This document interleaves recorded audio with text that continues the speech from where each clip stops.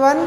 तो अब हम करेंगे electric field due to dipole at the equatorial position. तो एक्सियल पोजीशन हम इससे पिछली वाली वीडियो में कर चुके हैं। अब हम करेंगे एट इक्वेटोरियल। इक्वेटोरियल का मतलब है अगर ये पॉइंट जो सेंटर है डायपोल का, वहाँ से जो निकलने वाला एक्सिस है जो उस डायपोल को बाइसेक्ट कर रहा है, उस पर अगर कोई पॉइंट P है तो उस पॉइंट को हम क्या कहेंगे, इक्वेटोरियल पोजीशन। और उस इक्वेटोरियल पोजीशन पे हमने क्या निकालना है, electric field due to dipole. तो electric field due to dipole निकालने के लिए जैसे कि हमने पिछली वीडियो में हमने बताया कि ड्यू टू सुपरपोजिशन प्रिंसिपल दो के लिए निकालना है, दो चार्जेस के लिए इक्विवेलेंट निकालना है। तो हम इंडिविजुअल चार्ज के लिए इलेक्ट्रिक फील्ड निकाल लेंगे, फिर उनका हम सम कर देंगे। इसमें हमने क्या देखना है, सपोज की जो पॉइंट है वो r डिस्टेंस पे है, वो यहाँ से r डिस्टेंस पे है, तो फिर उसका डिस्टेंस नेगेटिव चार्ज से उस पॉइंट का डिस्टेंस क्या हुआ, नेगेटिव चार्ज से डिस्टेंस हुआ। अगर हम इसको लिख दें A, O, B और C, तो AC जो है वो डिस्टेंस हुआ, AC डिस्टेंस हुआ नेगेटिव चार्ज से पॉजिटिव चार्ज का, और BP वही सेम डिस्टेंस हुआ पॉजिटिव चार्ज का उस P पॉइंट से। अब वो डिस्टेंस कितना है यहाँ से निकालेंगे। अगर ये एंगल जो है वो ये एंगल थीटा है, अगर ये एंगल थीटा है तो ये क्या हो गया हमारा, ये हमारा परपेंडिकुलर हो गया, ये हमारा हो गया हाइपोटेन्यूज, और ये हमारा हो गया बेस। जो बेस है हमारा L है और हमने हाइपोटेन्यूज निकालना है, तो हम यहाँ से कह सकते हैं, और वैसे भी यहाँ पे पाइथागोरस प्रिंसिपल से हम क्या कह सकते हैं, पाइथागोरस प्रिंसिपल से कि hypotenuse square is equal to base square plus base square plus perpendicular square. तो हाइपोटेन्यूज कितना हुआ, हाइपोटेन्यूज हुआ इनका अंडर रूट, यानी हाइपोटेन्यूज हुआ बेस यानी L squared plus R squared under root. ये हो गया हमारा हाइपोटेन्यूज, यानी ये डिस्टेंस है पॉजिटिव और P पॉइंट के बीच में। अब हमने देखना है डायरेक्शन ऑफ इलेक्ट्रिक फील्ड, क्योंकि इलेक्ट्रिक फील्ड एक वेक्टर क्वांटिटी है तो उसकी कोई डायरेक्शन भी होगी। नेगेटिव के लिए उसकी डायरेक्शन क्या पर है, हमें पता है नेगेटिव से जो है electric field towards the negative charge होती है, और outwards from the positive charge, यानी away from the positive charge and towards the negative. अब क्योंकि यहाँ पे जो है वो नेगेटिव चार्ज है, यहाँ पे क्या है, यहाँ पे नेगेटिव चार्ज है, तो ये कहाँ पे होगी, यहाँ पे electric field towards the negative charge. तो यहाँ पे जो इलेक्ट्रिक फील्ड है वो होगी along AC और टुवर्ड्स नेगेटिव चार्ज, ये हो जाएगा E नेगेटिव। और E पॉजिटिव कहाँ पे होगी, क्योंकि होगी तो along द लाइन ज्वाइनिंग ना द टू पॉइंट्स, तो पॉजिटिव के लिए कहाँ पे होगी, अवे फ्रॉम द पॉजिटिव, और along दिस लाइन जो लाइन ज्वाइन कर रहा है, क्योंकि एक सेंट्रल फोर्स है, तो along the line BP and away from the positive charge. तो इसे ये होगा हमारा E पॉजिटिव, ये हमारा E पॉजिटिव और ये हमारा E नेगेटिव। अब क्योंकि एक्सियल के केस में तो दोनों जो थे वो एंटी पैरेलल थे, लेकिन यहाँ पे E नेगेटिव और E पॉजिटिव जो है दोनों की एक अलग डायरेक्शन है। तो जब दोनों वेक्टर्स की एक अलग डायरेक्शन है तो हम उनका वेक्टर्स हम कैसे निकालते हैं, हम इसी तरह उनका वेक्टर्स हम निकालते हैं कि हम दोनों के कॉम्पोनेंट निकालते हैं अलोंग एक्स एक्सिस और along Y axis. E negative के कॉम्पोनेंट निकालेंगे, E negative along X axis और E negative along Y axis.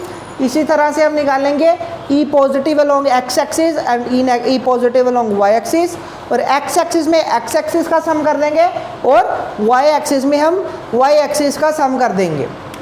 इसी तरह से जो ई नेगेटिव है तो ई नेगेटिव का हम कॉम्पोनेंट निकालेंगे towards positive and negative, towards जैसे ये एक्स एक्सिस है और ये वाई एक्सिस है, तो ई नेगेटिव इस तरह से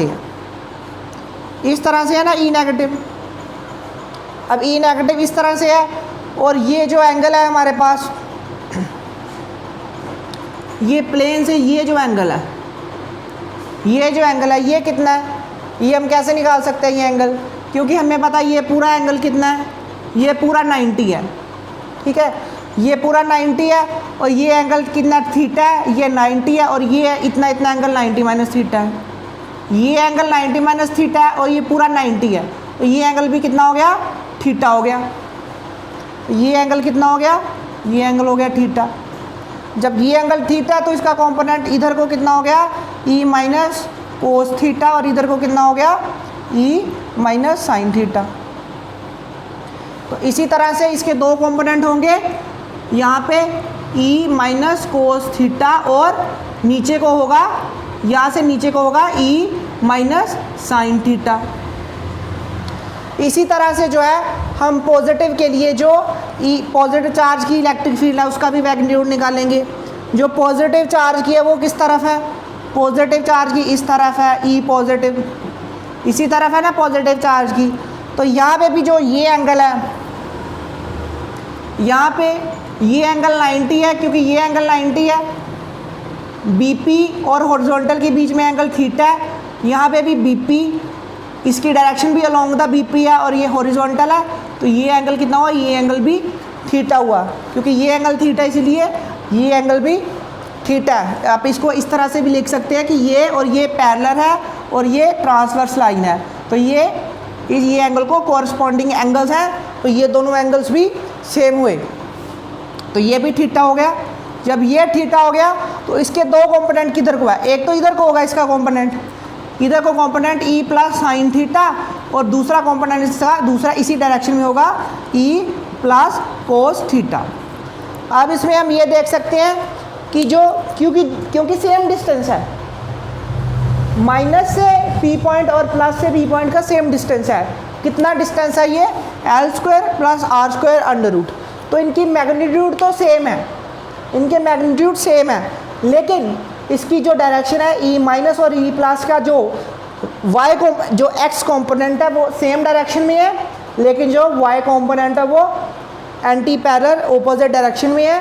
तो इसका वाई कंपोनेंट एक दूसरे को कैंसिल कर देगा, ये एक दूसरे को कैंसिल कर देगा, इसलिए जो हमारा रिजल्टेंट ई है वो क्या होगा, वो होना चाहिए E plus sine theta plus E plus cos theta plus E minus sine theta plus E minus cos theta. अब क्योंकि ये और ये एंटी पैरेलल है, कोस थीटा का कंपोनेंट एंटी पैरेलल है, इसीलिए ये दोनों एक दूसरे को कैंसिल कर देंगे और हमारे पास क्या आ जाएगा, ई प्लस और E plus cos theta plus E minus cos theta. तो ये कंपोनेंट हमारे पास आ जाएगा। ये होगी वैल्यू हमारी इलेक्ट्रिक फील्ड की। अब बस इसको निकालेंगे, इसको निकालना है तो सबसे पहले ई प्लस निकालेंगे। ई प्लस क्या है हमारे पास, हमारे पास जो ई प्लस है वो है 1/4 pi epsilon naught Q upon, और डिस्टेंस कितना है R squared, L square plus R square, under root का स्क्वायर करेंगे तो L square plus R square, और अंडर रूट का स्क्वायर करेंगे तो वो कैंसिल हो जाएगा। तो ये हो गया ई प्लस। ई माइनस कितना है, E minus 1/4 pi epsilon naught Q upon L square plus R square, ये भी उतना ही है, ई माइनस भी उतना है, ई प्लस भी उतना है, और हमें क्या चाहिए, ई प्लस कोस थीटा, ई माइनस कोस थीटा। तो ये ई प्लस यहाँ पे लिख लेंगे कोस थीटा और यहाँ पे कोस थीटा।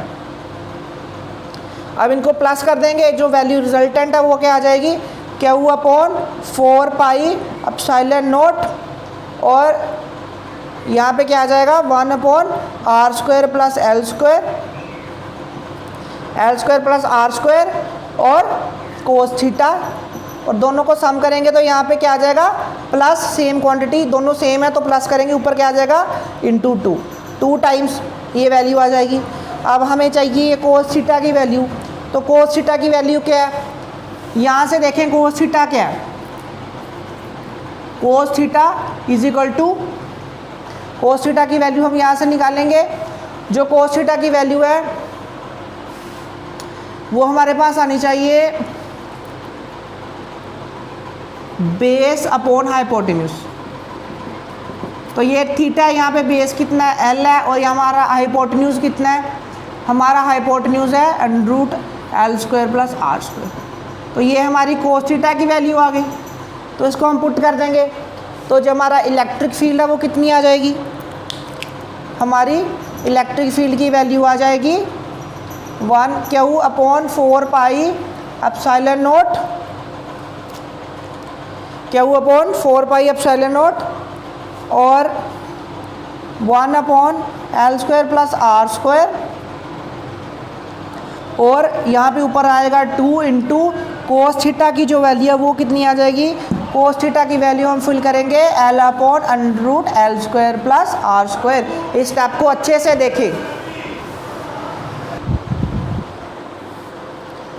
तो ये क्या हो जाएगा, ये हमारी E की वैल्यू हो जाएगी। अब इसमें क्योंकि ये पावर 1/2 है और इसको किस तरह से लिख सकते हैं, इसको हम इस तरह से भी लिख सकते हैं Q/4 एप्सिलॉन नॉट, और यह 2QL इंटू यहाँ पे आ जाएगा L/L² + R², और इसकी पावर क्या पावर आ जाएगी इसकी, L से L तो कैंसिल हो चुका है, तो इसकी पावर आ जाएगी यहाँ पे 1 + 1/2 3/2, क्योंकि इसकी पावर 1 + 2 1 + 1/2 जब हम करेंगे तो 2 + 1/2 या 3/2 हमारी इसकी पावर आ जाएगी। अब हमें पता है ये क्या है, Q × 12 तो इलेक्ट्रिक डाइपोल मोमेंट है, इसको लिखेंगे P/4 एप्सिलॉन नॉट लिखेंगे, और इसे लिखेंगे 1/L² + R² और होल पावर 3/2। अब हम क्या करेंगे, फिर से जो है हम क्या यहाँ पे लगाएंगे, वैसे तो ये आ गई वैल्यू, वैसे तो ये वैल्यू आ गई electric field due to a dipole at the equatorial position, लेकिन इसके बाद हम यहाँ पे ये भी पुट करेंगे कि L is very very less than R। ये क्यों पुट करेंगे, क्योंकि हमें पता है डाइपोल में जो चार्जेस है वो they are very close to each other, तो इसलिए वो डाइपोल है, इसलिए L is very very less than R। तो इसमें हम L² की टर्म्स को निगलेक्ट कर सकते हैं। अगर L is very very less than R, L² की टर्म को निगलेक्ट करेंगे। L को हमने निगलेक्ट नहीं किया, L को हमने P की फॉर्म में लिख दिया 2QL। तो यहाँ पे क्या वैल्यू आ जाएगी, E = P/4 एप्सिलॉन नॉट, और जब इग्नोर करेंगे यहाँ पे आ जाएगा वैल्यू R² पावर 3/2, 2 से 2 कैंसिल, R³। तो ये क्या आ गया हमारे पास, ये हमारे पास आ गया electric field due to an electric dipole at the equatorial position. इसके बाद हम नेक्स्ट टॉपिक करेंगे, तब तक इस टॉपिक को आप अच्छे से नोट कर लें, अच्छे से रिवाइज कर लें। Thank you so much.